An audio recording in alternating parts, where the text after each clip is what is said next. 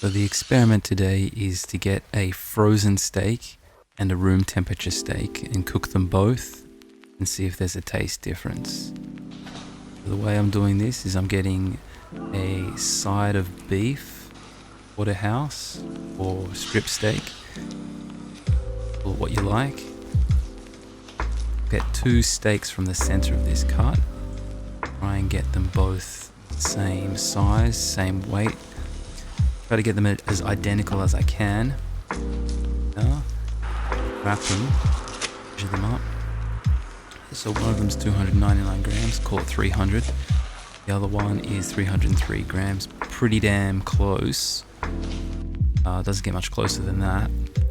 Chucked one in the freezer, chucked one in the fridge. 2 hours before cooking, I took the fridge one out.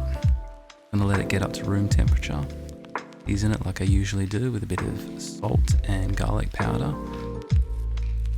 I'll do that to both sides. The frozen one, I'm going to leave that until just before cooking. Then I took it out. There it is, still a block of ice. I'm going to try and season it now. See how that goes. Same amount of seasoning, same type of seasoning. Just before cooking, I kind of looked at the fat and went, it's actually probably a bit much for what I'm usually used to, so I'm going to give it a bit of a trim. Both steaks, similar amount. I believe that they are still pretty similar in amounts. And I'll use that fat to cook some potatoes with, actually. At the fire started, I've got lumpwood charcoal and I've got a piece of burning wood there as well. I'm going to reverse sear the frozen steak. Now this is pretty simple. I've got the thermometer in. I'm going to leave the thermometer in and wait for it to get to the same temperature as the room temperature steak. Once they both match up in temperature, I'll chuck the room temperature steak on the barbecue right next to the frozen steak. Side dish on the go there.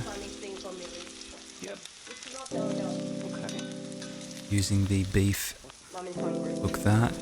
Alright, they've come up to a similar temperature and I'll just chuck the other one on. I tell you, these sides are great. Keep us going until the steaks are done. Okay, there they both are. Now I'm going to finally do the last sear.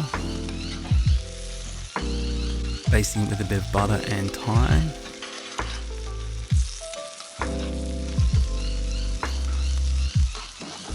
Go up and give it a taste test.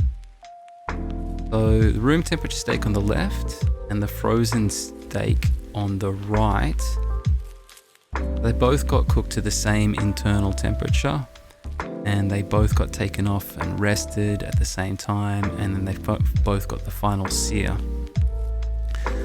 Just looking at it though, it's quite interesting. The one that was on room temperature has a less of a pink area than the frozen steak. Check out the one that was frozen. Still cooked to the same temperature, but look at that. Lots of medium rare, like a wider area of medium rare with a darker edge. Anyway, the taste test that I did, I lost the footage for that, so I'll just talk you through the taste test. You don't need to see me eat anyway. But it was quite interesting, the results. Like my wife and I both tasted the steaks, and there was a difference. I mean, at first you taste them both and they both taste like steak. But once you've eaten quite a few slices, you can really, the smokiness of the steak that had come up from frozen spent a longer time on the barbecue, and it obviously absorbed a lot more smoke, and that smoke ended up being a bit too much, and it took away from the steak. We both found ourselves reaching for the one that was up at room temperature, we liked it more. It had more of a steak flavor, and the texture of it was actually better as well. Despite the pinkness that was on the frozen steak, the frozen steak was somehow less juicy.